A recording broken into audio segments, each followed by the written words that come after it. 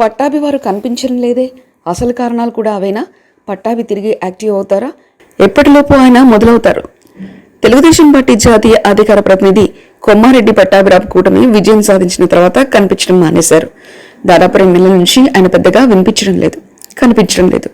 Party అధికారంలో లేనప్పుడు ఏ నేత అప్పటి అధికార పార్టీపై విమర్శలు చేసేందుకు వెనకాడినప్పుడు కొమ్మారెడ్డి పట్టాభిరావు ఒకరే తన మాటలతో విరుచుకుపడేవారు. అంతేకాదు, ఆయన ప్రతిరోజు తెలుగుదేశం పార్టీ కార్యాలయంలో మీడియా సమావేశం పెట్టి అధికార పార్టీని చీల్చి చెండాడేవాడు. అలాంటి పట్టాభి టీడీపీ అధికారంలోకి వచ్చిన తర్వాత మాత్రం ఎక్కువగా మౌనాన్ని ఆశ్రయిస్తున్నట్లు కనబడుతుంది.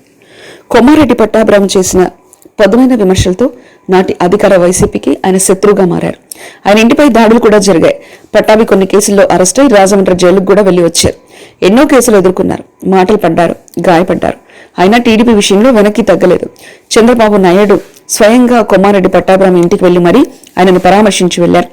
మిగిలిన సీనియర్ నేతలందరూ పార్టీ కార్యక్రమాలకు దూరంగా ఉన్నప్పటికీ పట్టాభి అంతా తానే కేంద్ర పార్టీ కార్యాలయంలో తన వాయిస్ ను బలంగా వినిపించేవారు. అప్పుడప్పుడు కొన్ని మీడియా ఛానల్స్ లో మాత్రం కనిపిస్తున్నారు. అయితే కొమ్మారెడ్డి పట్టాభిరావుకు అధికారంలోకి వచ్చిన తర్వాత కీలకమైన పదవి వస్తుందని అందరూ భావించారు.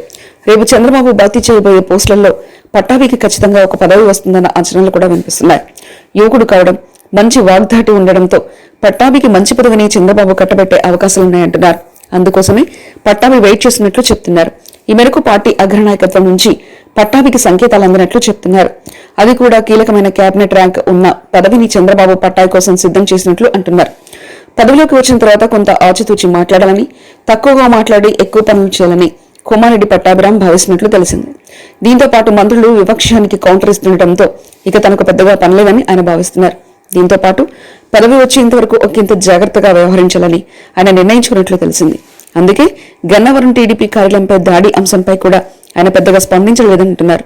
కొమ్మారెడ్డి పట్టాభిరావు పదవి కోసమే వెయిట్ చేస్తున్నారని తెలిసింది. కొద్ది రోజుల్లోనే పట్టాభి తిరిగి యాక్టివ్ అవుతారని అంటున్నారు. మరిన్ని కథనాల కోసం సబ్స్క్రైబ్ చేసుకోండి మీ అక్షర శిల్పం.